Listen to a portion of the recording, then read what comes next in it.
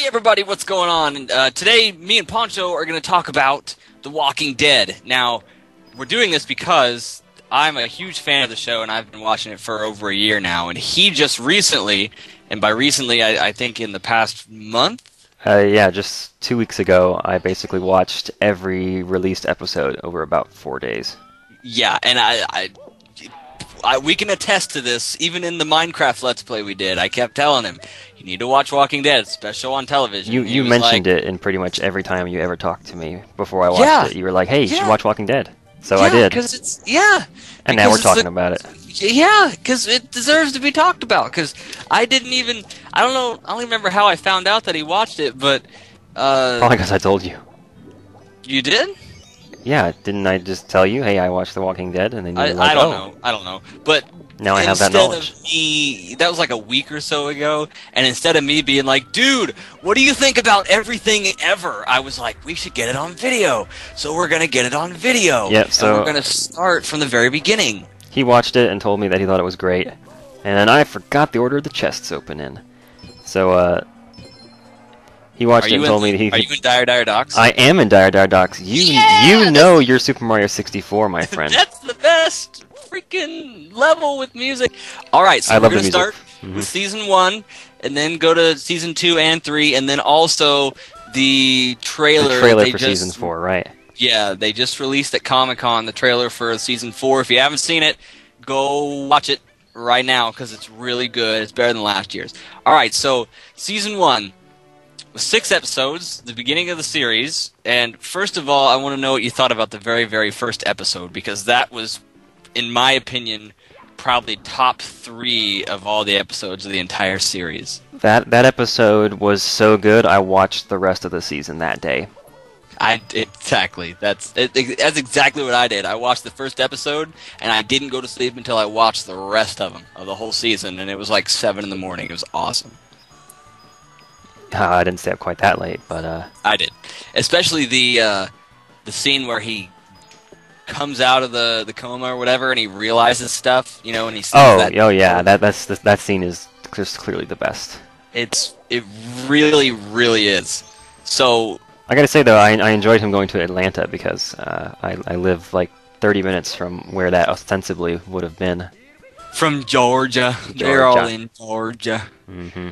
So, what do you think about Rick, his reactions in the first episode? I mean, I've read a few different places where people have said that his acting was a little forced, and I thought he kind of grew into the character pretty well, I guess, as the series progressed. But in the very first episode, you're asking, I mean, I didn't have much to compare it against because I'd never seen the guy act before, and it seemed like it was pretty good. I liked it.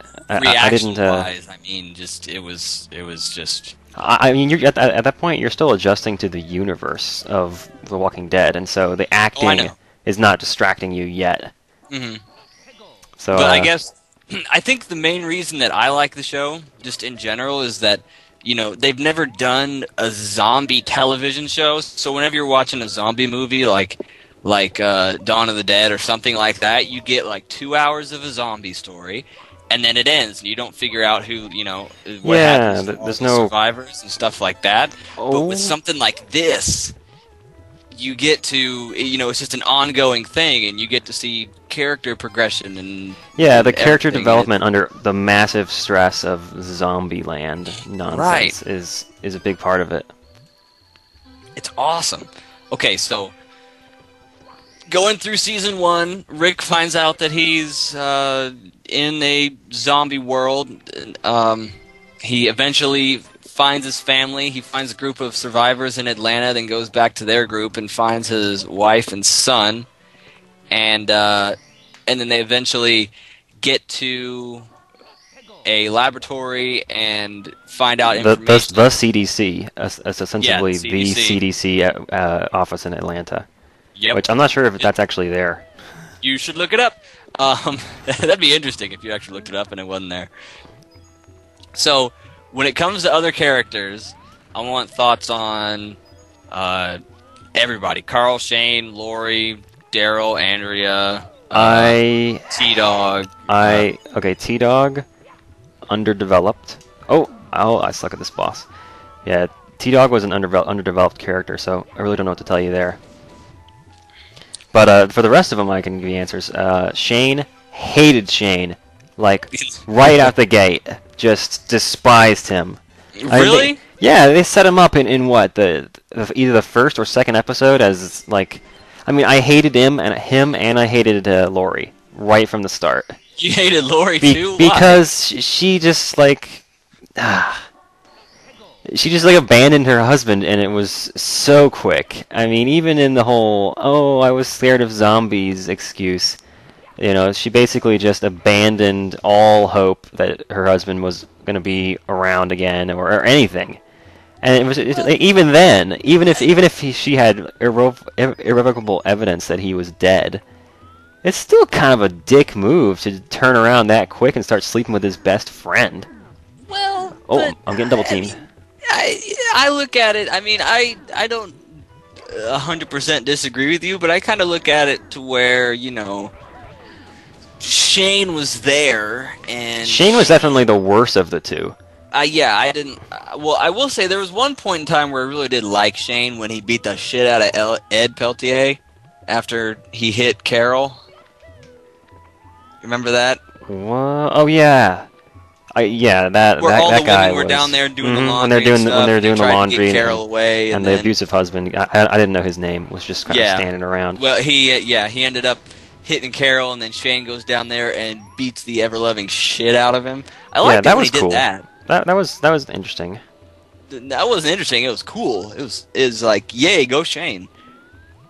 But I look at it to where, I mean, Shane was there with Rick in the hospital, and I feel like Shane did the best he could in that tiny amount of time. Yeah, but then the fact that he lied to Lori, like why didn't he just tell Lori, yeah, your husband's, I left him in the hospital. Don't know if he's gonna be okay. I don't know. I mean, why didn't he just tell her that? I mean, that's a good question, but I guess it's just because, you know, no one would expect someone to live through that. You have soldiers coming through the hospital with guns, shooting everything that lives. I don't think that Shane had totally abandoned all hope, because he barred the door to the room with that bed, and that was why Rick didn't get eaten or whatever. So. Right, but I mean, that's all he could have done. I mean, what else? He had to go, or else he would have got... He could have stayed and hid out in the room with Rick or something like that. He could have done more. Well... Anyway, I just disliked him right from the start because they were like the philanderer couple, and I expected them both to die, honestly. Because did he land on that platform over there? Okay, I expected them both to die because that's what happens in horror films. Is if you have sex, you're gonna die. Right. you know. So I was hoping that they both would get killed. Yeah.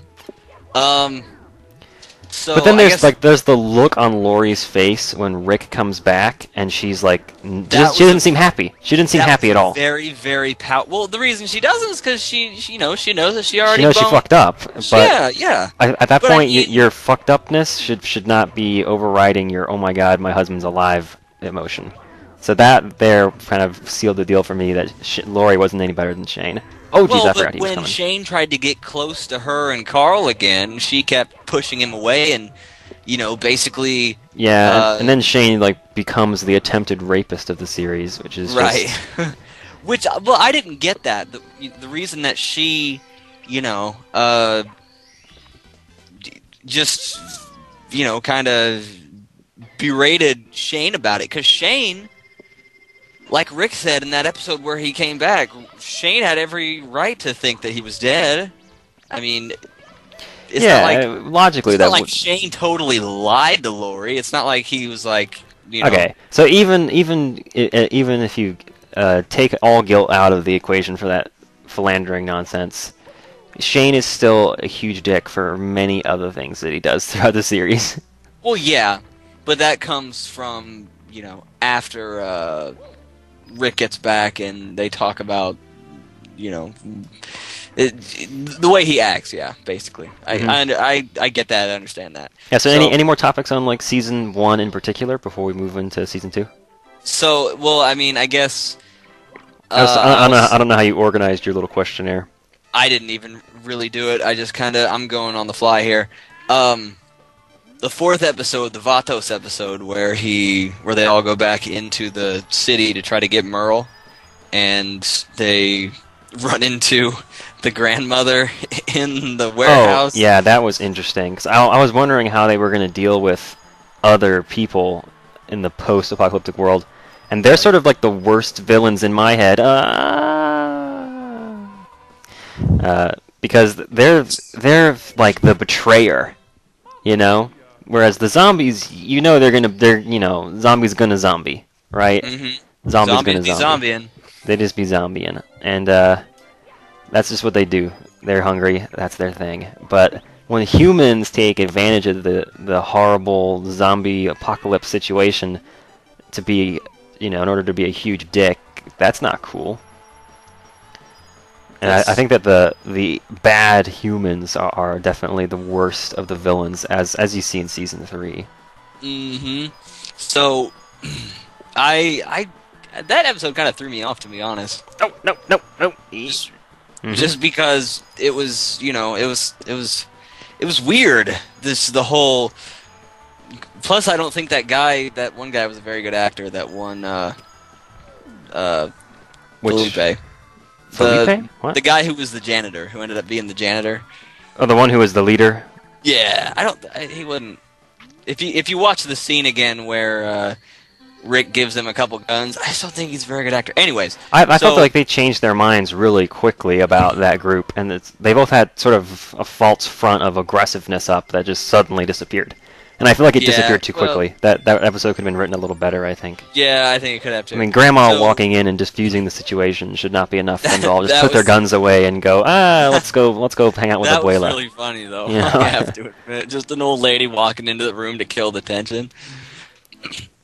Alright, so episode 5, everybody gets attacked and they lose some people, including Beth. Or, not Beth. Okay, remind me where they were in episode 5. Amy. They were that's at the. They were still on top of the mountain then, right? Yeah, what's his name was digging those graves, and they were trying to get him to calm down. He started swinging the shovel at people. Was he digging the graves because he was feverish?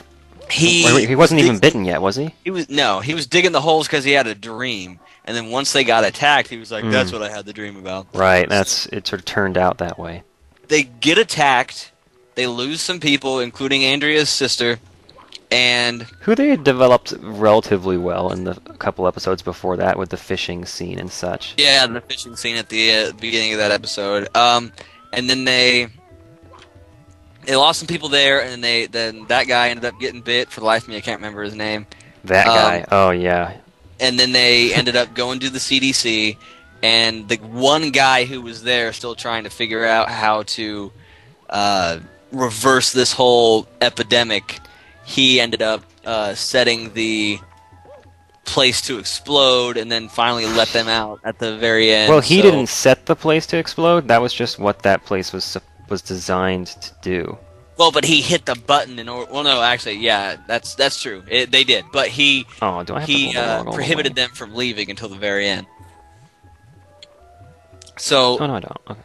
They finally got out, and I felt like they could have done... What was his name? Like Keller or something like that? What was his name? I can't remember. I'm gonna look it up. But he was a strange character, because I liked the beginning of that episode, episode 6, season 1, when they showed those scenes of him working in the lab. Because it seemed to me, went right over. It seemed to me that they're going to go for kind of an I Am Legend feel, which I really liked that movie. And it was a similar setting, like zombie world, lone survivor, trying to work out a cure. Right. Which I thought that was going to be a neat angle, but then they abandoned it really quickly, and he just became a huge jerk. Well, but it was interesting. Oh, wait a second. Dr. Edwin Jenner. Jenner, not Keller. Yeah, Helen Keller. It sounds the same. Anyways. So, they all get out, except for the black lady. She decides to stay, and then she blows up with the whole thing. So, season 2... Yeah, I was surprised that that her husband just kind of... Was T-Dog? Was her boyfriend, husband? Or were they just friends? I don't think they were together. They must have just been friends because Yeah. he Well, I let mean, her they're the go only way two- too easy. They're the only two black people left on the earth. I mean, they got to be friends, right? I assume that they were a couple because that's what the other ones all seemed to be, was seemed couples. like that. I don't think they were though. But so they all get out of there, and season 1 was just Concludes a small with a great episode. Yeah, it concluded with a great explosion scene though, which you just can't go Yeah. wrong there. Hmm. But it was a very contained, small little season because they they hadn't been ordered for a second season yet, and it caught on, and they got ordered for a second season, which was a dozen or so episodes, I think, something like I that. think it was a full dozen or so. Let me look. Might have been Let me look. 16 actually. One of the seasons. 13. 13. 13. Yeah. Yep. All right, so 13 starts out, or 13. Season 2 starts out with the whole group trying to find a different place to stay. They abandoned the place up on the mountain that they had. Too exposed. To go and search Too for. close to Atlanta. Just yeah. Bad place to be. And they were getting more and more zombies every day, and they didn't feel protected, so they left. They were looking for places. They found the CDC, and that place obviously exploded, so they had to keep going. So Yeah, I love how found they a teased them highway. with one good night's rest at the CDC Right. with hot showers and showers. stuff. And then that's kind of a theme through the whole series is, oh my god, hot shower. Showers and alcohol and all that stuff. And then the very next morning they all get just the shit thrown in their face all over again. Yep. So they're trying to find a place to go, and they come across a highway full of parked cars and stuff. So they When they stop stopped at those parked cars, I had no idea that was going to become a fixture for the set of the rest of the Right. season. I thought that was just going to be one element where they said, "Oh, we got to deal with some zombies for a minute here," Let's but rest then they the end up season. staying there for the whole season. I was like, "Oh no!" It wasn't the whole season, but it was. It was about 3 or 4 episodes, I think. No, I mean like that. Them stopping there was what led them to the farm for the rest of the season. Right. Well, and that's interesting the way they did that. So they come across an interstate, they get out, and they start trying to find supplies and everything, food and medical supplies and stuff like that, through all the empty cars. And what is called what was it, a horde? A herd. A herd, that's right, a herd. A herd of zombies, a huge group of zombies walks grab by, it? and they all have to hide. And they hide under cars, inside cars, whatever. And during the commotion, Carol's daughter, Sophia, runs away into the woods. forest. Yeah, to try to get away from them. So then the first half of the season's whole plot is to find Sophia. So they go off into the woods, every day from dusk to dawn, trying to find Sophia. Yeah, they're and just they staying get- on the side of the highway, basically, really exposed, Right. living in the RV or whatever. hmm And eventually they come across a church, and they go inside of the church, and they have a small scene there, and then Rick, Carl, and Shane all go off together to look separately, while the rest of the group goes somewhere else. So in the process, Carl ends up getting shot by a guy who was out hunting. He shot a deer, and the bullet goes through the deer and hits Carl in the stomachy chest area. The So- stomachy area, just Yeah. south of the stomach. Yep.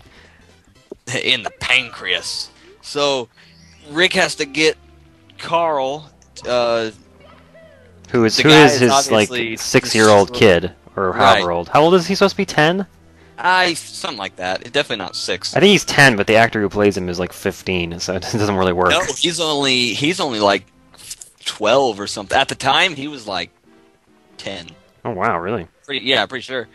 He was born in like 99, I think it is. Don't ask me how I know that. I'm not a pedophile. I don't look at little kids' ages. But, I mean, I just kind of know it. So, anyways, It's the guy... a gift. Yeah, exactly. The guy who shoots him is totally distraught about shooting a little kid and leads the 3 of them, or should I say the 2 of them, one of which is Rick is carrying Carl, and Shane is following. This guy's name is Otis. Big old guy, redneck, beard, whatever. Yeah, incoming is big reason number 2 to hate Shane. Yep. Otis leads them back to the house that he's staying in, owned by a man named Herschel. Herschel Now, Walker. Herschel had Best. No, Herschel has 3 daughters, Getting distracted. Beth, Maggie, or no, does he have 3 daughters? He has 2 daughters and a wife. Right. No, not a wife. That other woman, Patricia, was Otis's wife. Really? I thought she was Herschel's second wife. No, because Herschel's wife was, well, I'm pretty sure, but I know Herschel's first wife was dead because. What am I doing? Because we found out where she was dead. Yeah, late in the season they found out. Yeah. So they go to the house and Herschel, was told everything that happened. He got shot and whatever. And come to find out, Herschel is actually a doctor, and by doctor, a veterinarian. They mean a veterinarian. Sort of a doctor. In the post-apocalyptic world, he's the best they got. Yeah, that's the best they got. So they bring Carl into the house, and Herschel does whatever he can to save Carl. So Rick and Shane are outside of the room, and they're just sitting there, and Rick can't go anywhere because Carl keeps losing blood, and they have to keep getting blood from Rick for transfusions. So Shane, Whoops. So Shane has to go with Otis to a nearby school to get some medical supplies because that's the only way that Herschel can perform the surgery to help him out. So this is the reason that everybody hates Shane. Is one of the main things that he did that really started to turn him into a douchebag. Where is Mr. Pink Bomb? Sorry. Both when Otis and Shane go to the school to get that stuff, they run out of rounds, and Shane ends up taking the stuff off of Otis, shooting him in the leg, and leaving him there for bait while Shane gets away. Yeah, so Shane just basically murders a guy in cold blood in order to save his own life. And he later tries to justify it by saying, like, oh, yeah, I had to get the medicine back. But really, he just didn't want to get eaten. Basically. Hey, survival of the fittest. So, yeah, but it's still kind of a dick move. I know, but, I mean, the guy weighs like 300 pounds, and... He was holding his own just fine until Shane shot him. They only had 1 round left apiece, and they were tired, and they were running. And who's going to survive? The guy who's the big fat guy, or the guy who's the married nephew of Kurt Angle? The married nephew of Kurt Angle. That's right up my money. That's actually a true fact. That guy married Kurt Angle's niece. That's why you said the married nephew. I'm like, what? Do you know who Kurt Angle is? Kurt Angle. Is he a professional skateboarder? He's a professional wrestler. I was close. I knew I had heard the name before. At one point in time, he was an amateur wrestler, and he won a gold medal in the 1996 Olympics. I almost did it. Do you know where the 96 Olympics were held? They were held in Atlanta. Hey, there you go. See, I bring it back full circle. There you go. You brought it right back to the show. Good job. Yep. So, the first half of the second season goes on incredibly slow. They end up bringing the entire group from the highway to Herschel's house, and they kind of set up a little camp. They got their tents out away from the house. Yep, just in front of the house, and they have a very cool us versus them motif in that season, where they have the people who live in the house and the people who live in the tents. But they basically let them stay there until Carl got better, and then Herschel expected everybody to leave. So the first half of the season grinds on slowly. It was horrible. It was horrible. Yeah, they just keep first half of season 2 was not The Walking Dead. It was relationship problems on a farm. It basically. That was how my coworker described it, and he was totally right. It had a couple interesting things. There was a scene. I did like the whole development with Maggie and Glenn's relationship. I felt like that was forced, and then they tried to make it legitimate later on. I liked it personally. I mean, not just because of the fact that they boned in the department store, but the whole, What a sexy setting to be right. Just what? Let's just drop our clothes and just do it on the floor of this department store. Hey! When push comes to shove, it wasn't even a department store. It was like a 7-Eleven. No, it was a department store. Anyways, no, it was a much smaller place. First half of the second season, the main plot line is to find Sophia. That's the whole thing. Where is Sophia? And they go to the last place they saw her, and Yep, She's and they not- go she's not around and there. they find, clue here and there and everything, but they don't make a whole lot of progress. Well, eventually come to find out that, well, actually, one of the reasons that, Derp. shut up, that, I'm making fun of myself here. okay. When you watch the video, you'll know what I'm talking the about. first thing, Glenn goes into town because he's the go-to-town guy. He's the best at that. And Maggie went with him, and that's where they, fucked each other, was in the department store. But one Yeah. of the main reasons that she went, or that they went, is because they were getting some stuff, one of which was a pregnancy test for Lori. I love the and way you come say to find Lori. out- You say Lori with a southern accent, even though you don't have one. I know, I do. Because that's how Rick says it, Lori. That He guy's actually swallows British. that R. Lori. Yeah, I watched the after documentary or whatever of this Isn't season. that, like, mind-blowing? And it's when like you first- he does a southern accent fairly well, although in the first season he kind of overdid it a little. Oh, I almost did it again. Man. So, come to find out, Lori is pregnant, and they get to... Now recall, Lori was cheating on Rick with Shane Right. while Lori slept they thought with Rick was Shane, dead. At the beginning of the second episode of the first season. And the timing is such that we don't know who the father is. Exactly. So, at considering that both Glenn and Maggie started having sex on a regular basis, at one point, the Mr. You know what I Walker. Herschel's family has Dang, I keep doing a Conniption fit, basically. No, they have a barn. barn on their property. It's a away nice from the barn. house. Good red one, you know. And no, it's not red. It's like It's bluish. black, whatever. I can do this. Their camp, they're set up between the house and the barn. And there was one point in time where Glenn was like, Nope. "Hey Maggie, you want to go fuck in the hayloft of the barn?" And Great line. Yeah, I think he actually passes her a note. She Yeah, passes he him a passes note it at to dinner her. that says something about let's He have said, sex after "Ever- dinner. Ever done And it then- in a hayloft? Yeah, and he passes it back. Says, "Ever done it in a hayloft?" And I read it in a southern accent when he wrote that. I was like, "Oh my So- god, really?" So Glenn beats her out to the barn, and she comes up behind him, and come to find out that once Glenn gets into the barn, he finds out that walkers are in the barn. They got There's walkers they got a being zombie held- corral in the barn, and it's So- full of zombies, and they're all corralled. that would mainly be the main function of a zombie corral.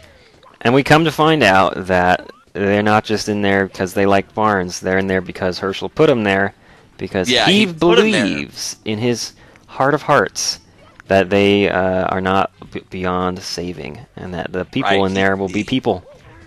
He thinks Again, that eventually a cure will occur, and he'll be able to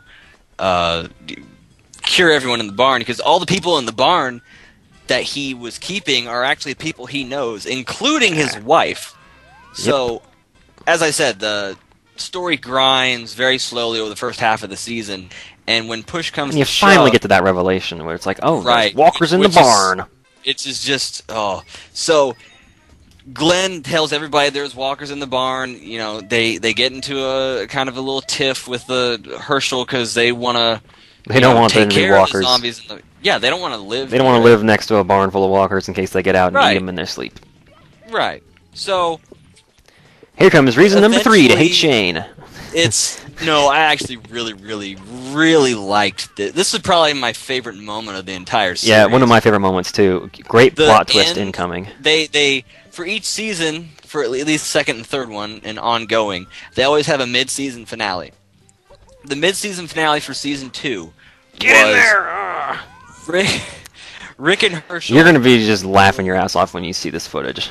I hope the commentary is Rick- interesting because my gameplay has been repetitive for about 20 minutes. Rick and Herschel were bringing zombies to the barn. He has like little neck snares that he Just little put claw around grabbers, zombies. like the ones you Yeah. use to get stuff out from underneath the couch. No, they weren't claw grabbers. They were like nooses. They're on the things sticks. you use to hold a wild dog or a rabid dog Yeah, away from you, but basically. lead it around. And they put the zombies in that, and they were bringing them back to the barn. And the entire other, the other part of the group all had their guns, and they were going to go in there and take care of the zombies. they got all fed up because Herschel was so pissed that that they were going to do that, and Shane, just to set an example, takes his handgun out. And by the way, at this point, everybody's actually been taught to shoot, and they know what they're doing. Including the 10-year-old. Yeah, even the 10-year-old, because Shane showed everyone how to shoot. They set up a range and everything. So they all go down there with their guns, and Herschel has one of these zombies in a snare. And, Herschel thinks that they can be saved and whatever. And Shane pulls out his pistol, and he makes an example of him because he shoots him in the stomach, in the heart, and lungs, and it just keeps coming. And that's when Herschel finally starts to realize, even though he doesn't want to. Yeah, I mean, they aren't people anymore, and you're not going to bring back something that has rotted away on the inside, and it's just not there anymore. So they kill the two zombies that Rick and Herschel had, and then they break open the barn, and zombies start to, file out. And this whole walkers in the barn thing, it just explains something that had been strange throughout the entire season, which is that they just don't seem to have any walkers around the farm.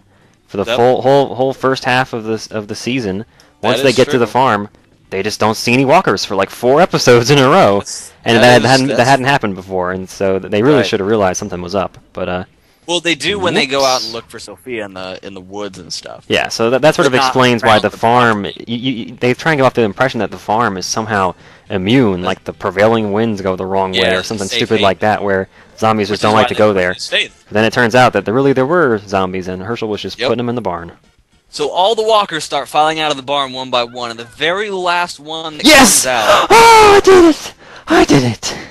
Oh, I'm ruining your moment. I'm sorry, BC. That was just the most interesting thing in 15 minutes, so in my video, so... Here comes the plot twist. They start filing out of the barn, and the very last one to come out is Sophia. Oh, and it's dramatic as fuck. It is so There's like dramatic. a long pause Rick where pulls out his... It like goes in slow motion. Rick comes out with his signature Python, his 6-shooter, his revolver, and just goes up to her and taps her in the head once. And her mother is just standing there watching, like just weeping, because she's been clinging to hope against hope that somehow her daughter might still be alive, in the way that Lori really should have done for Rick. That's the contrast there. That's true. I never noticed that. Yep. So the second half of the season, to kind of speed along through it, because again, not a whole... I mean, that's where the season picks up, but not a whole hell of a lot, because Herschel is just, he's so overwhelmed with, the realization that people can't be brought back and whatever. So there's a point in time where he goes to town, goes to the local bar, and starts drinking, and both Rick and Glenn show up and try to bring him back home. So, they're in the bar trying to get him to come back, and these 2 random guys show up, and they come in and they start talking to him. People that they've never seen before. 2 rough-looking guys, punks. And, eventually the guys start asking them where their camp is set up and whatever, and they won't tell them. That's a real suspicious question in this series. Right. Hey, where have you got all your valuables stored? Like, we're asking where your camp is just like, hey, where are you keeping the good stuff? And they tried saying, it's only us 3 and we're on the road and whatever, and they were like, well, I don't see your car out there, whatever. Or we did see your car, but there's not a hell of a lot in there. You ain't living in that car, boy.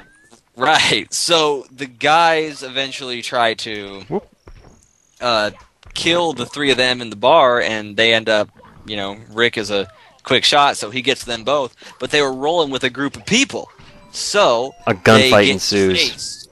Right, a gunfight ensues, and then walkers show up, and Rick gets shot in the nipple. Turns out he gets shot. Rick, what? Just nothing. Just ignore me. Rick does not get shot in the nipple or anywhere else. Just ignore me. So Rick, I always do. Thank you. There was a certain kid in their group who was up high with a sniper, and he ends up falling, and his leg gets impaled like on a spike fence. Not the good group. The group that was attacking them. Yeah, the bad group. This kid gets his leg impaled on a spiked fence, and Rick makes the good guy moral decision because that's what his character is. He's all about making the good decision even when it's a bad idea. Yep.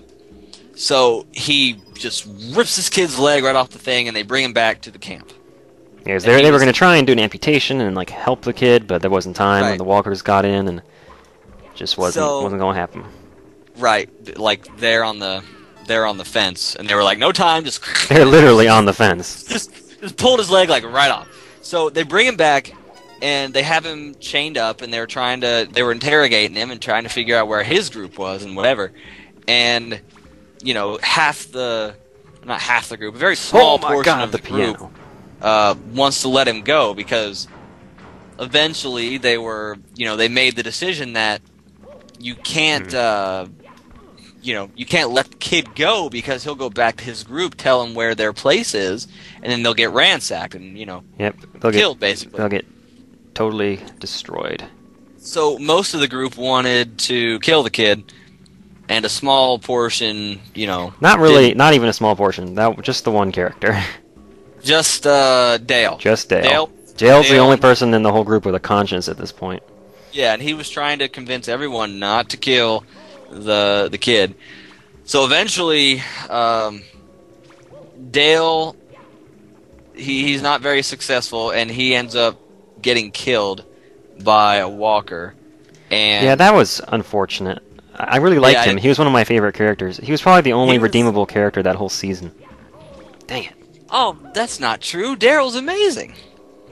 Daryl is a freaking beast. Daryl is the best. We'll get to favorite characters in a little bit, but Daryl. So the end of the second season wraps up. This kid gets away, and eventually Shane ends up killing him. They go out in teams of 2 into the woods to try to find this kid. Shane and Rick, and then Daryl and Glenn. Daryl and Glenn find the body of this kid, but it turns out he was a walker, and they found that very interesting. But he didn't have no bites on him. He ain't got no bites on him. So and the way that you're supposed to turn into a zombie is you get bitten, and then you turn into a zombie. You get a fever and you die and you become a zombie. The kid's name is Randall, by the way. But all right, Randall is just messing. He's bucking their worldview, Shane and Rick end up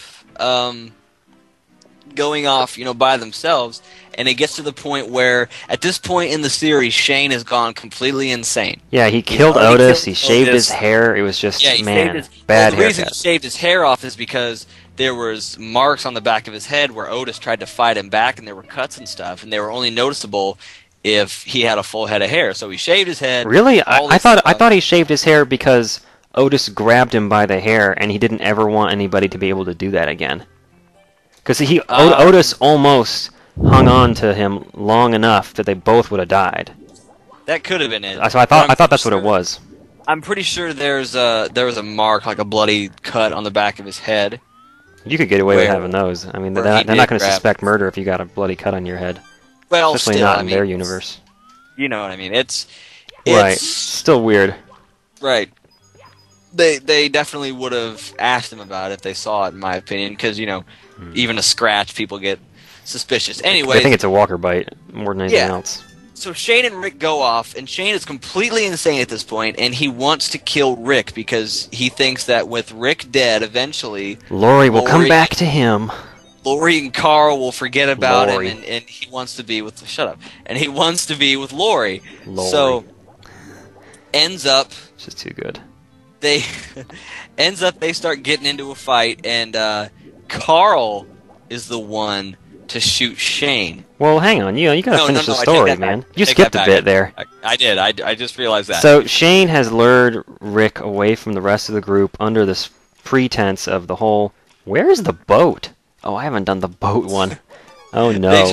They're trying to find Randall in the woods, and they get him off into, just the two of them, starts getting them into a secluded area, and Shane is behind Rick, and he's about to shoot him. He has his gun up, and Rick throws his gun away because he said he isn't going to shoot him. You gonna come out? So Shane ends up, he's kind of stuck there. He really kind of can't do it, and Rick ends up taking a knife and stabbing him in the gut. So he kills Shane right there, and ends up only to save his own life because Shane was going to kill him. So Rick was justified. That and the fact that Rick was not happy with it at all. You know, he was very. Rick was clearly conflicted because he didn't want to kill he his friend. did not want to have to do that, and you can tell that it affected him on a really weird level. So he ends up stabbing Shane. Shane was his best friend prior to all this nonsense going down. They were police officers together. I mean, you know, they were partners. Yeah, they're partners, and he didn't want to have to do it, but the point is, you know, you're going to choose your wife and your kid over your best friend, so he ended up stabbing him, and as soon as that happened, like 30 seconds later, Shane comes back as a walker. It's like, what? And, he didn't get bitten. There weren't even any walkers around. Weird. So Carl shoots him down. Yeah, and Carl I don't know how to get Shane Walker when he's coming at Rick, and the gunshot attracts another herd of zombies. Was it? I think the herd was already on their way. They were close, and the gunshot. Yeah, I think you're right. They were close by, and then the gunshot brought them in.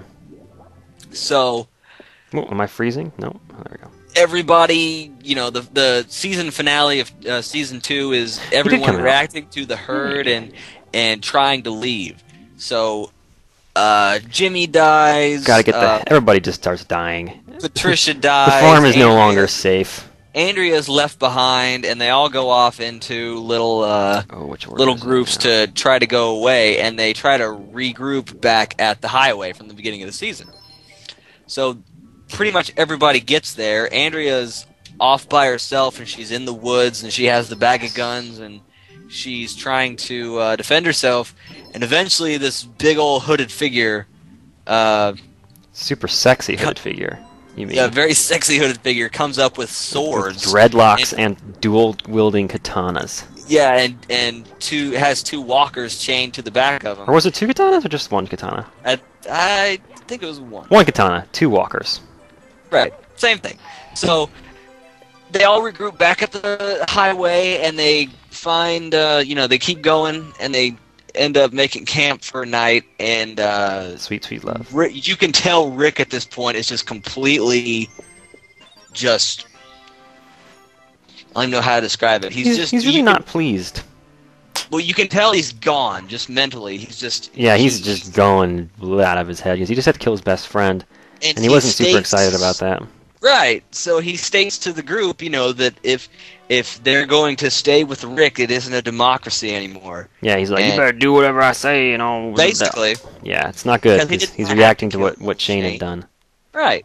So, that's the end of the second... Well, actually, at the very end of the last episode of the second season, the camera pans up and shows a prison off into the distance. And you're like, hell yes, finally a good place to live. Which becomes the setting for Season 3. Now, at the beginning of Season 3... Oh, what was your overall thought of most of the stuff in Season 2? Season 2, I hate Shane. Relationship problems on a farm is boring. And, oh my god, Sophia was in the barn. That's the whole season. That's only half the season. That's the whole season. I saw there was a special feature. Like, as far as I'm concerned, as soon as Sophia walked out of the barn, Rick shot Shane, and then the zombies came. That is true. I saw a special feature on the second season DVD where there's a certain scene in the last episode of the season where Herschel has a shotgun and he just keeps shooting and shooting and shooting. Oh yeah. And was that a special scene? It was funny because I saw it and they made it look like he was gonna hold his ground and go down with the ship. Right. But then they were choreographing it to where the bullets obviously weren't real. It was just a muzzle flash. And they were pointing to the zombies like 1, 2, 3, whatever, and they just fell whenever he would point it at them. Nice. I was like, that's clever. The making of, that's what they did? Yeah, pretty much. That's funny.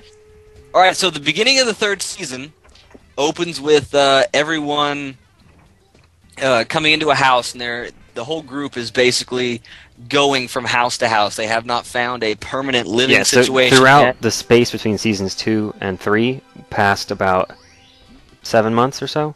Something like that. It's wintertime. Lori is very visibly pregnant. She's like pretty much ready to pop. Basically. She's got a pretty hot bun in the oven, if you will. And you can also see that not only has Carl gotten a bit older, but he is definitely a contributing member of the group. He goes He's in wielding on a gun. scouting He's missions clearing and- rooms. He's a badass. Yep. Yep. The Basically. kid does not take shit from anybody. Basically, and they still have not found Andrea, so Andrea's off on her own little adventure. She's hanging out with the Daikatana girl. Daikatana. That's what it is. It's a big old katana, man. So they, there. in the first episode, they end up finding that prison in the last episode of the second season, Go. and that's No, where they no. come. That's where they basically set up shop.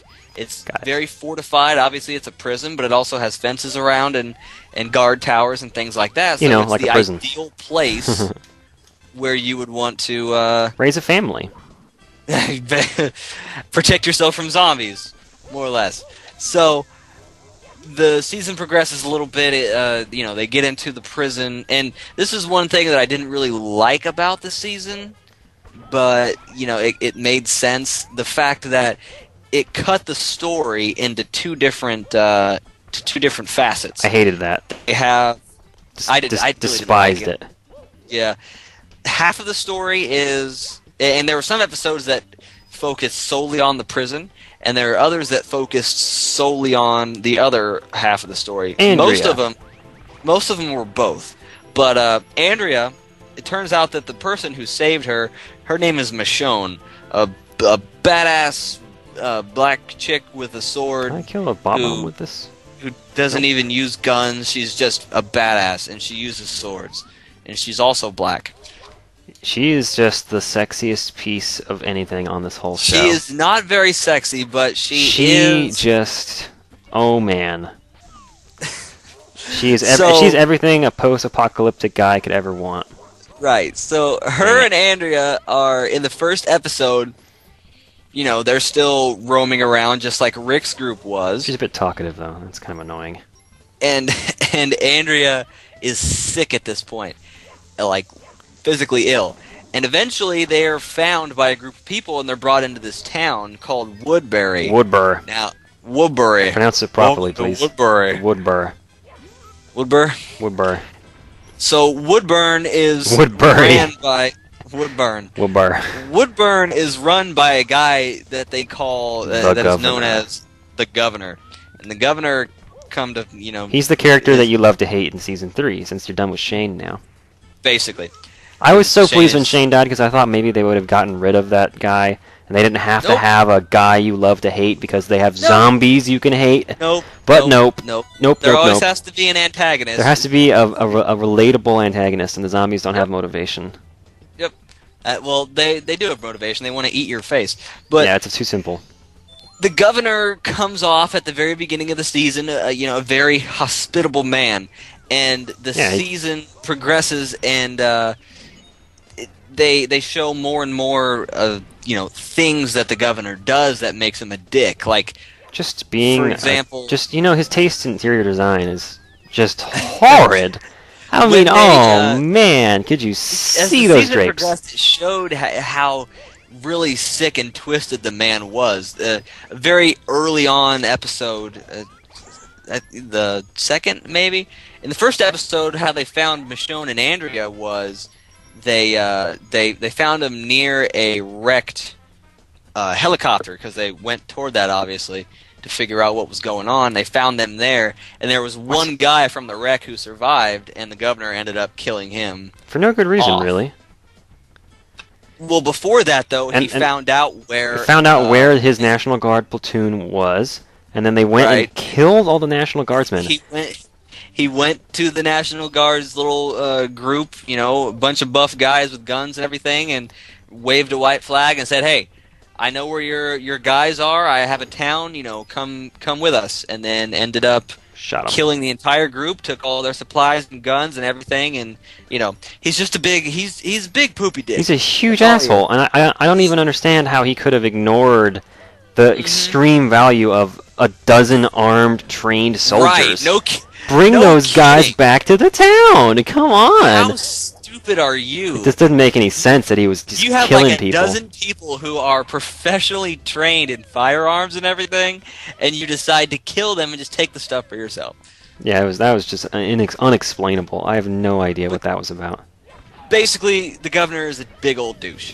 Yeah, And that pretty much sums it up. also, I never mentioned him, but Merle, who was Daryl's brother, he ended up cutting off his hand. The reason in season 1 that they went back to Atlanta and they found the Vatos and everything, and that whole thing happens because Daryl found out that his brother was handcuffed to a roof. Basically, yeah, Merle was essentially being a very aggressively violent racist.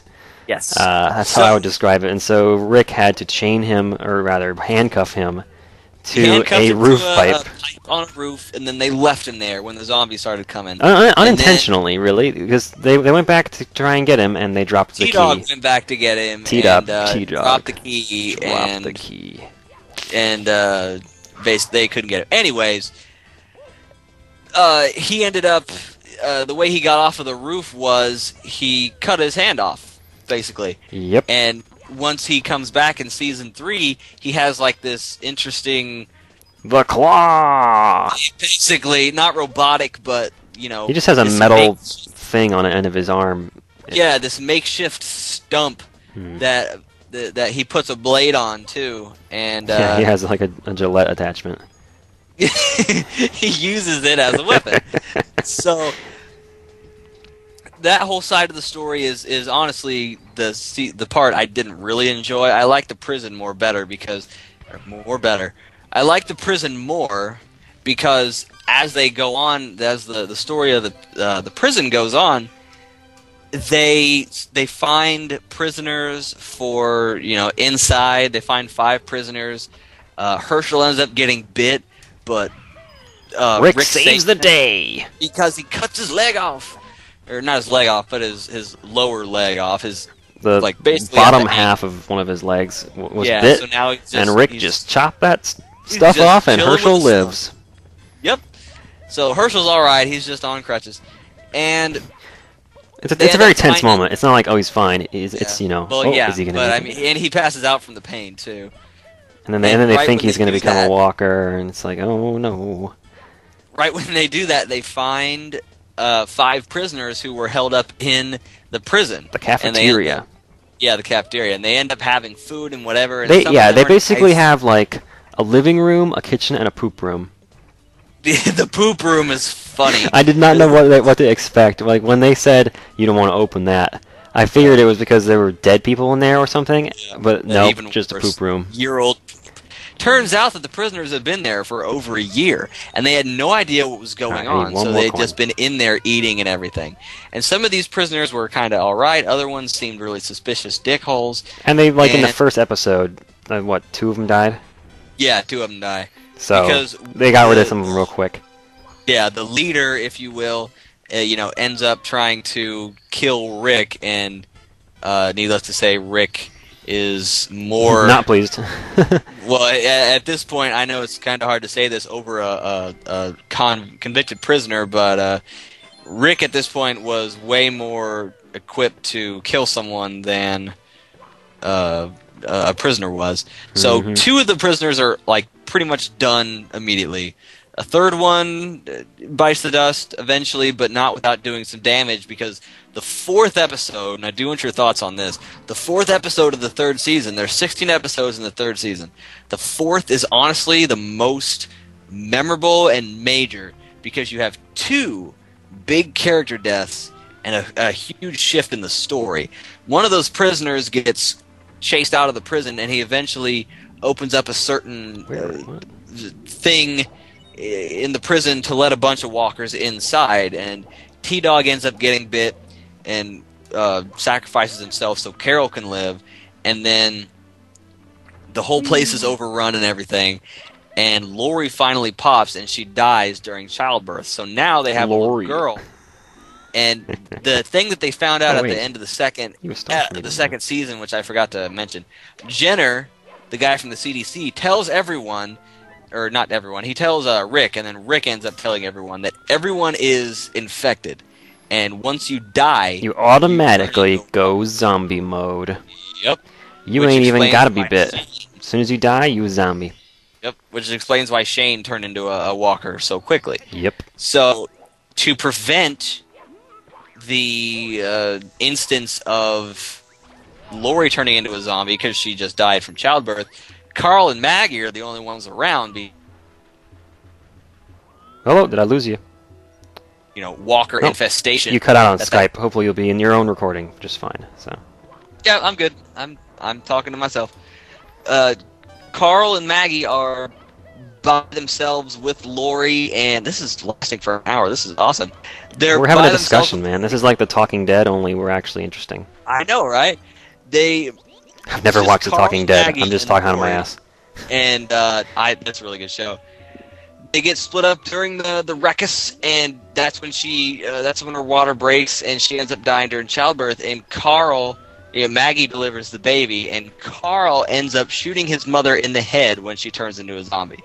So last season it was Shane's slow descent into madness, and then a little bit of Rick's as well. And then this season it's all Rick, all crazy, all the time.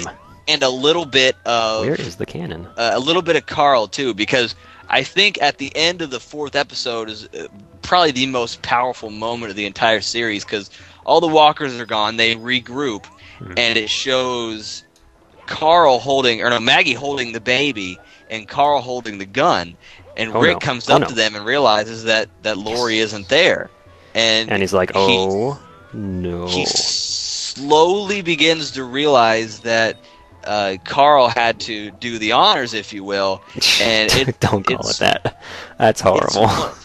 It's one of the most emotional, impactful scenes, maybe that I've even ever seen. When he just breaks down. Rick does mentally. Yeah, and you hate it because you like Rick and you don't want him to be going through all of this, but right. Them's the breaks in the zombie apocalypse. But it's such a good scene. It's such a good scene. So from that point on, Rick basically goes insane, more than Shane ever did. He goes through the prison. Rick is like having visions and just killing all kinds of walkers by himself, just going nuts. Right. Mm-hmm. He ends up.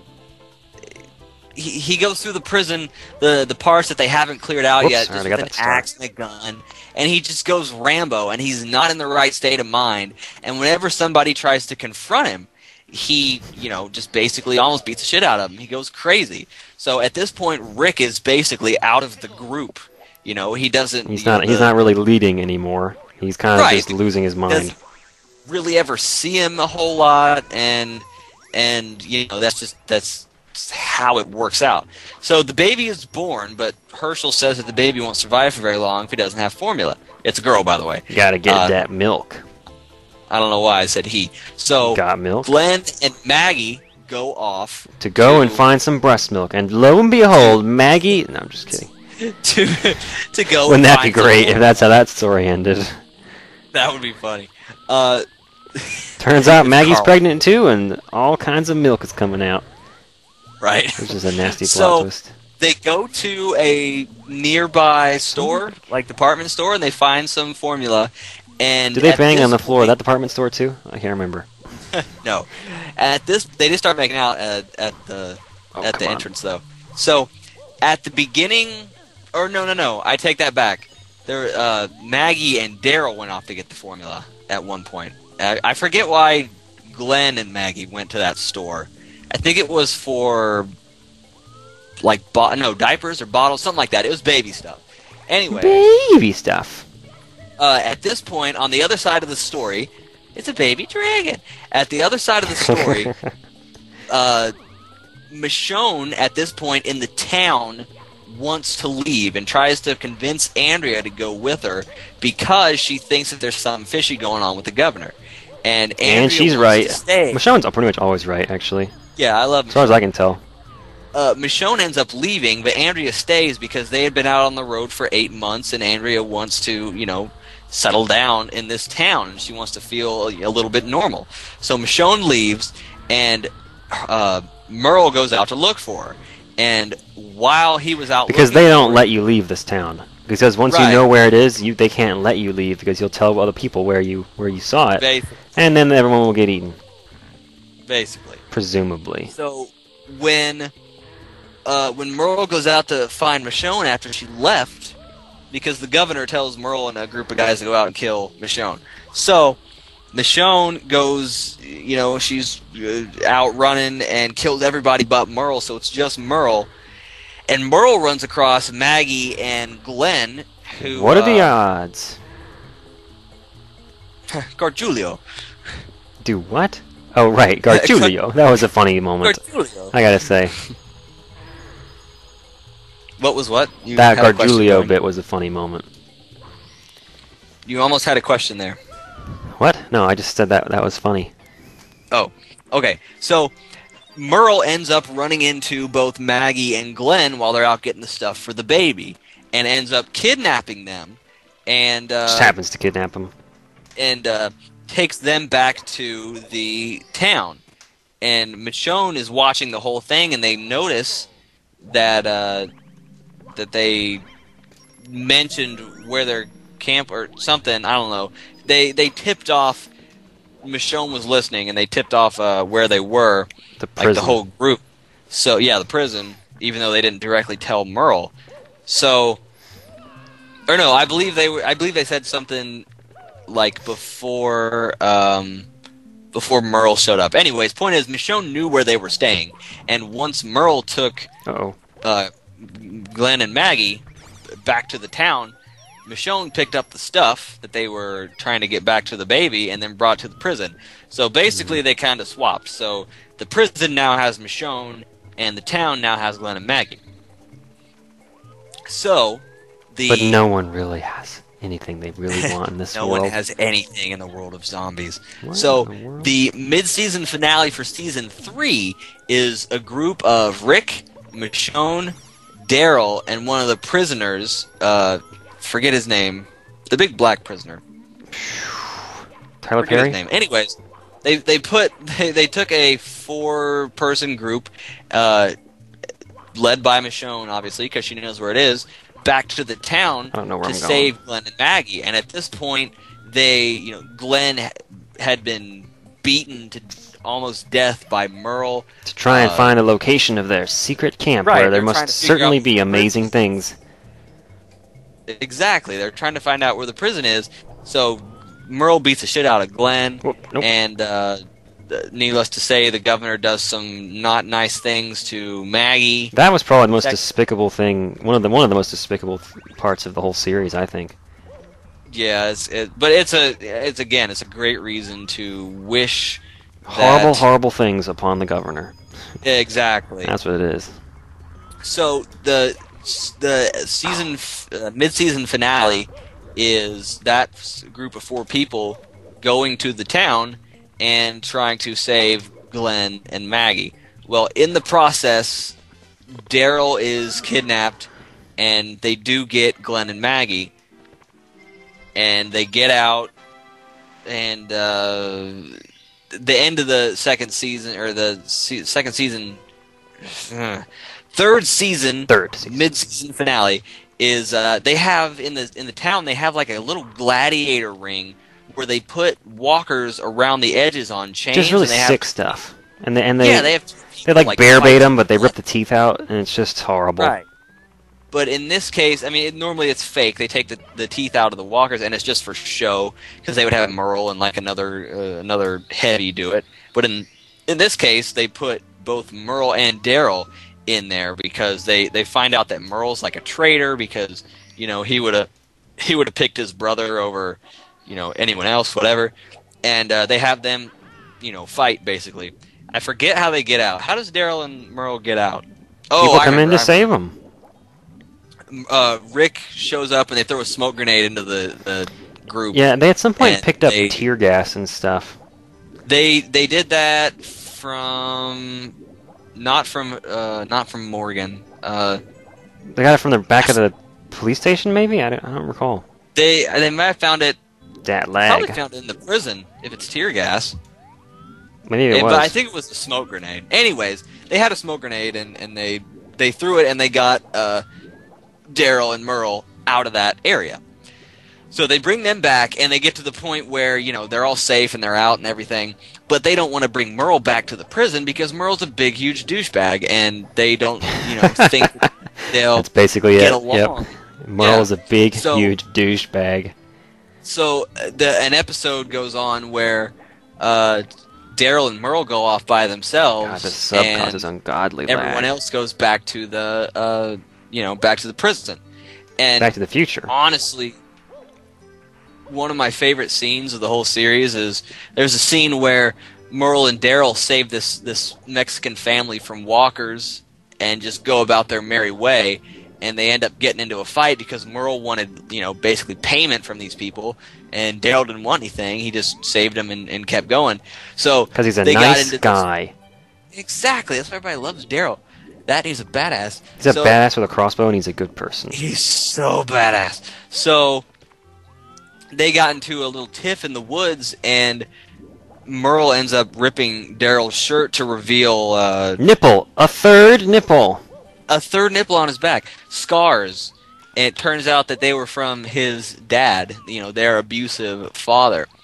And it really shows. That was one of my favorite scenes because, you know, Glenn is Korean, and Daryl was like, I should have stuck with them, you know, all along, blah, whatever. And Merle was like, you're going to go back to that Chinese kid? And Daryl goes, he's Korean. And just he walks kept on away. walking. And I was like, you go, Daryl. I love you, man. See, Daryl So- Daryl overcame his racist upbringing and, and became Exactly. a morally upstanding young man, or grown man. Mhm. So at the end of that episode, the last remaining prisoner, his name was Axel, and Carol were standing in. I like like, Axel. Oh no. Yeah, he was cool. In the courtyard of the prison, and Axel just gets shot in the head mid-sentence. Like, And what? it turns out What's happening? there's- Oh noes. they get ambushed by a group from the town. They now know where it is, and the governor and you know, some of his boys come in with guns, and they start shooting up the place, and shit gets crazy. And at this point in time, Herschel is standing at the fence talking to Rick, and Rick is on the outside of the fence, you know, and there are some people inside and whatever. So it gets to the point where they bring in this truck, and they crush the gates to the opening of the prison, and they let this tailgate down, and a bunch of walkers just pour out of it. So now that it's full of walkers. Yeah, so the and this town has truck basically drives resorted away. to walker warfare. It's like a walker bomb, basically. They go in, they drop walkers, and they leave. You know, shooting throughout. And Rick is on the outside, and he's in trouble and whatever, and he's almost bitten, overwhelmed, and then Daryl and Merle just show up out of nowhere, and they start killing zombies, and it's awesome. And Rick's out of ammo, and it's still awesome.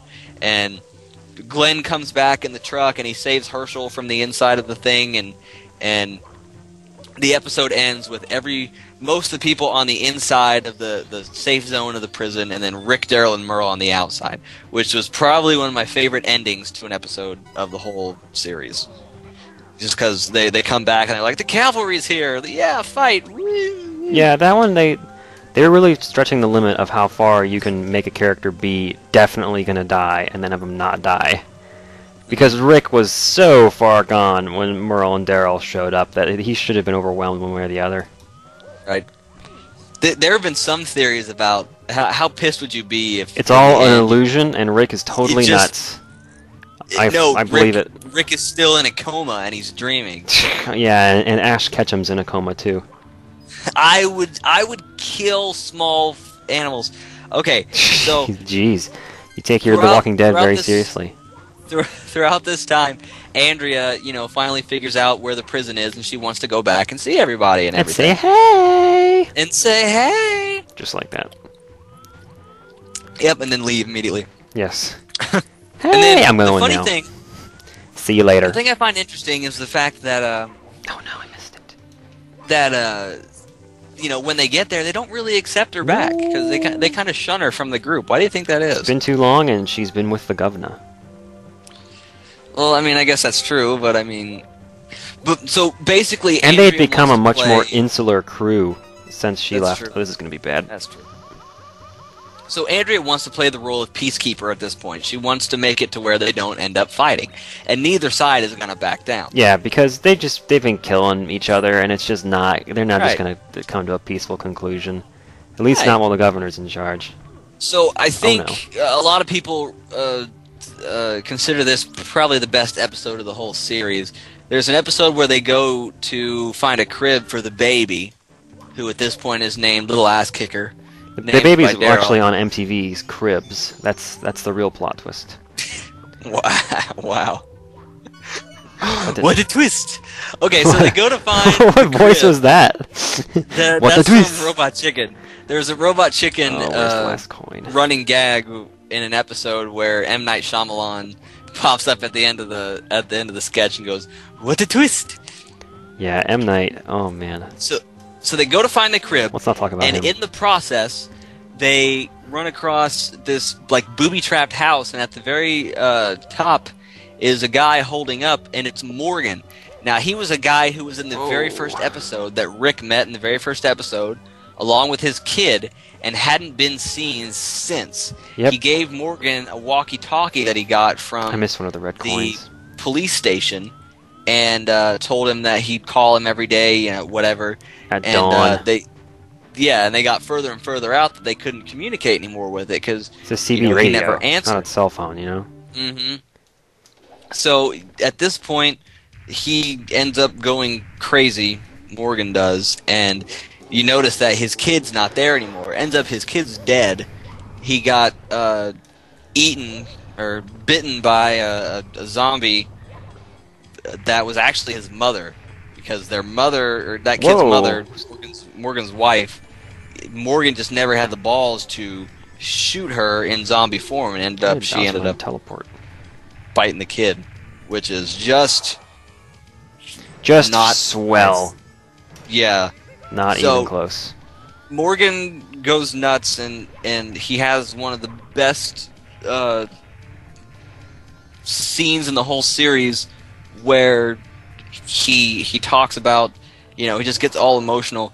The reason that they didn't bring him back in the second season was because he's such a hard actor to get, because he's really good. He's really, Oh my God. really good. Really? Was he that good? He's extremely good. From an acting standpoint, he's amazing, in my opinion. Has he been in anything else? 'Cause I didn't recognize him. Nothing that I've seen. He's been in some other stuff, but I can't remember what it was. I'll look it up. So, this guy, Okay, come on. Oh man. he's gone insane from his son dying, and he's just set up a big Epic camera angles. he set up Oh, a no. big just barricaded Yeah. temple of amazingness full of guns and everything, and Rick convinces him to give him a bunch of guns. So now they are the whole group, they bring the guns back to the prison. So now they're completely strapped up and ready for whatever assault that they think that is going to be brought on by the governor. He was in Lost in Space. He was in You're looking this up, huh? yeah, he was in some movies, but none that I've ever really heard of. He was in Les Miserables, Damn it! Oh, I'm airballing on He's- Bowser right now. Lucky Break. Okay, he was on Out of the Blue. Oh no! Oh no! He was on Jericho. He was in an episode of Lie to Me. Yeah, he's not. He's just a really popular television actor, huh? Yeah, more TV than movie.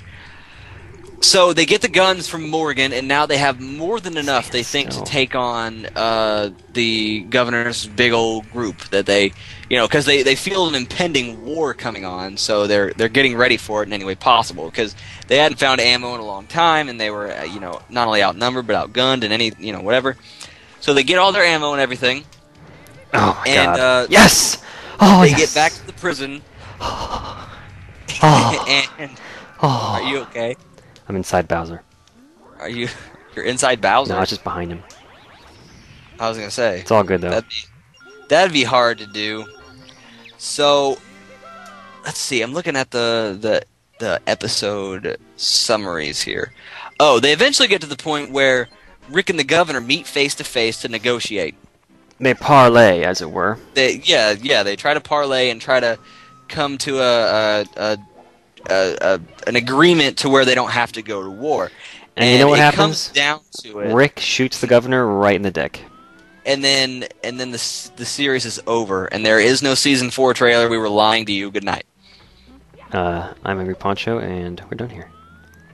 Shut up. So they get together and they try to negotiate, and the governor basically says he will not assault the prison as long as they give him Michonne, because Michonne, before like the mid-season point, ended up getting into the governor's house, and the governor had his daughter, his zombified daughter, like in his house, like chained up, and he couldn't let go of her.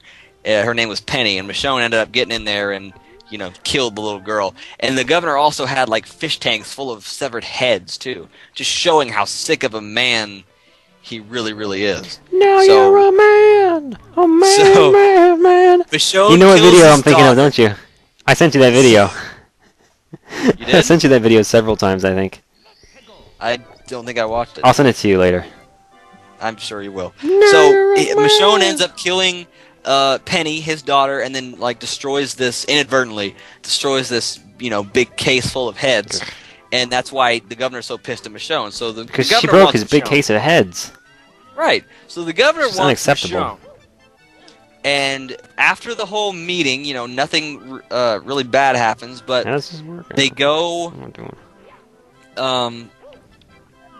They go their separate ways, and when they get back to the town, Like that Journey the song. governor basically tells everyone, doesn't matter, we're going to assault the prison. So they get a big group of people, including, a bunch of the people who live in town who really have no business shooting guns or anything.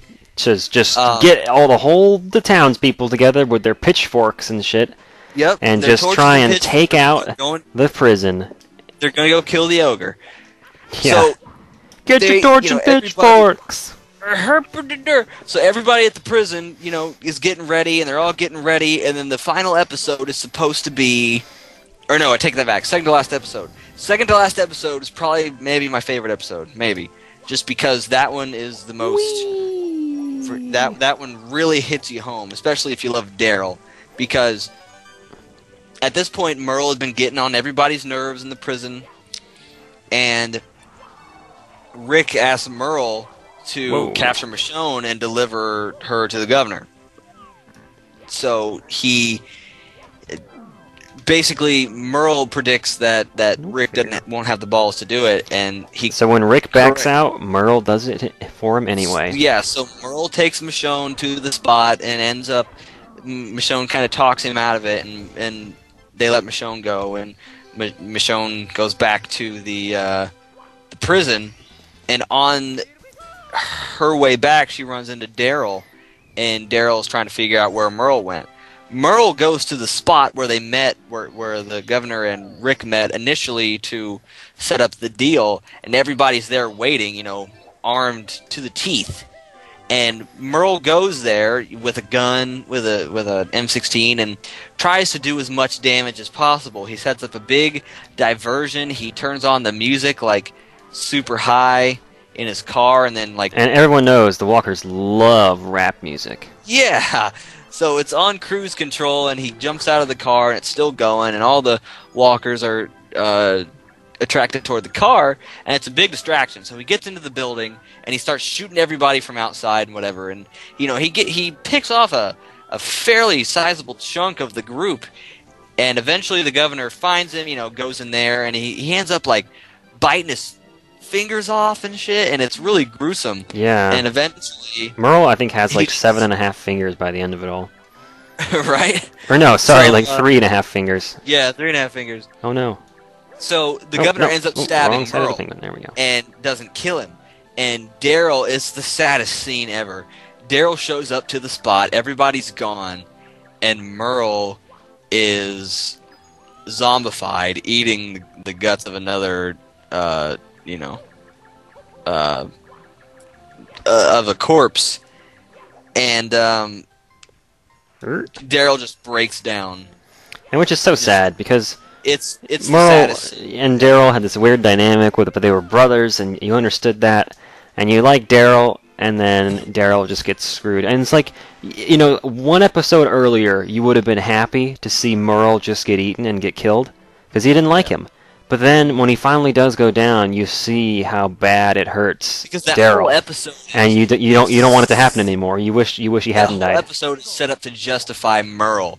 He goes to a liquor store and gets some alcohol. Because he knows what he's going to do, and it's just really sad because actually I found out that the guy who plays Merle, I forget his name, It was actually a but, zombie in real life, and it was a really hard scene for him to do.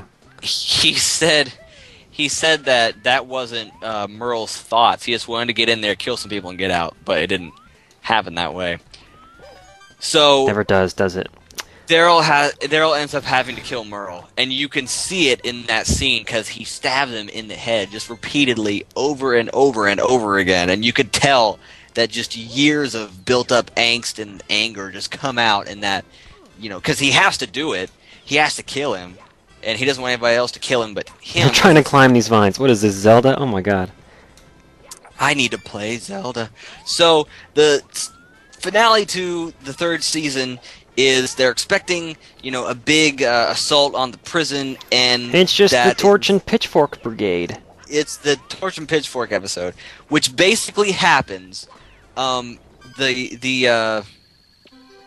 governor rolls up with his people, and they start shooting grenade launchers at the prison, knocking down the guard towers and everything, and they go inside. No sign of anyone. They make a little bit more progress inside. They don't find anyone. And it turns out that they had just left the prison, and now they're all living in Woodbury. They pulled the switcheroo.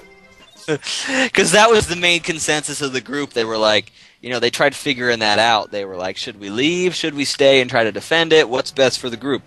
It turns out they stayed, but they did it like tactically. So when they stayed, but they were really quiet.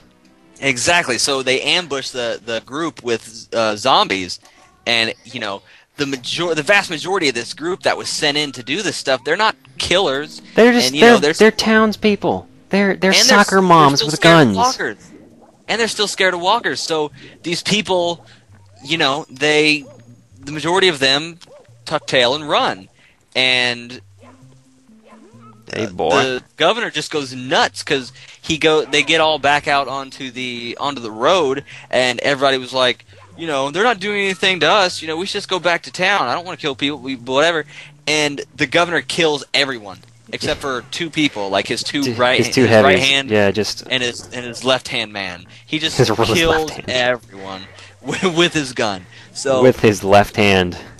And the end of the season is Andrea dying because she gets bitten by Milton. Milton, who is actually one of the co-founders of the acclaimed board game company Milton Bradley.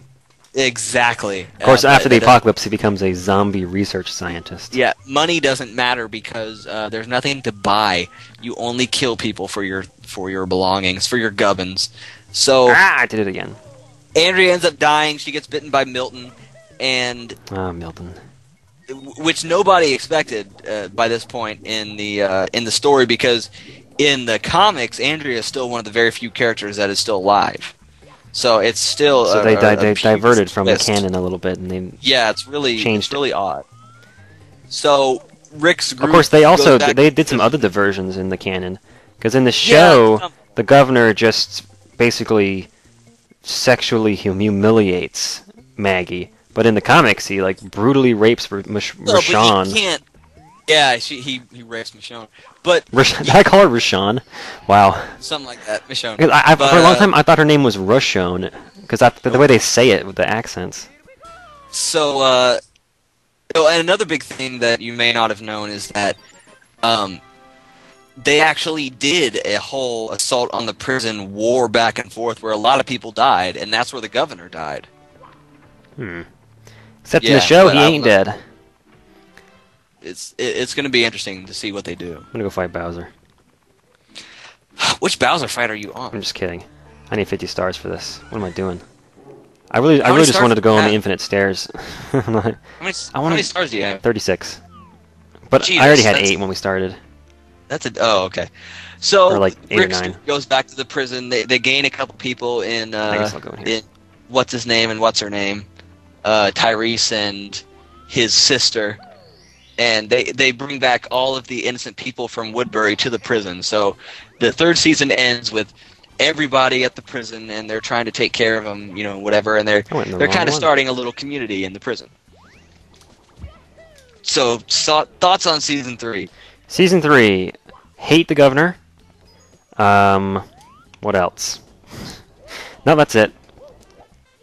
Hate the That's governor. it. Oh my god. Seriously, like, one of my most hated characters on any show I've ever watched. 16 episodes, and all you have is I hate the governor. He's very hateable. All right, so just last week they showed the trailer for season 4, and it looks so awesome. It made me cum in my pants. Overhyped. Shut up! You watched it, didn't you? Yeah, and it didn't look that awesome. Yes, it did. What are you talking about? Ooh, I'm bugging. I'm glitching. No, I'm good. Good. It's because you're speaking blasphemy. You really didn't think it looked very good? It just, wasn't there. Great points by you. Actually, my argument is invalid at this point. I agree with you now. Whoa, that was. Can you? I mean, I don't even need you to elaborate your points. That was just. Yep. Whoa. It's my strategy all along, really. I figured as much. It's so good. It looks so good. It looks so good. It really looks very good. It looks good. I can't remember a thing that happened in it. Oh no, I take that back. Yes, I can. Oh, it's not going that way. They're progressing the storyline because Oh, what I thought they sorry. were going to do is, I like the whole sense of moving season to season from place to place. You know, random places. I don't. I like one good setting, and then we just live there for a while. I like going from season to season, but in the trailer, in that episode or in that, it's probably going to be the first episode because the trailer for season 3, everything in that trailer, or about 90% of it, all happened in episode 1. Right. Well, you got to wonder how much of it they really have filmed already. Right. Well, I would guess that they have Stupid the water. first half of the season film. Yes. That's what I'm going to guess. All right, Koopa. Let's. So- we can't race you. In the Come on, dude. at the end of that trailer, they had a. Don't mean to spoil it for you, but if they I watched they the end had of the a trailer. scene where 4 people were in the car and they got a radio signal and they were talking about a sanctuary. So that's going to be the whole thing. 'cause I Yeah, know it's going that's to be the another setting pipe in the dream, and they're comic. not going to actually find anything. It'll be even No, worse that's than the the setting CDC. in the comic, man. and it's real. It'll be even worse than the CDC. I haven't read the comics, but I know that it's real. I've read the synopsis to the comics. So You read the to- cliff to- notes to a comic book? Yeah. Yes. DC, Shut up. you Shut up. Shut up. won. Shut up. Where are the rest of Shut them, though? Oh my. Shut up. Shut up. So you need to Probably out here was one of them, right?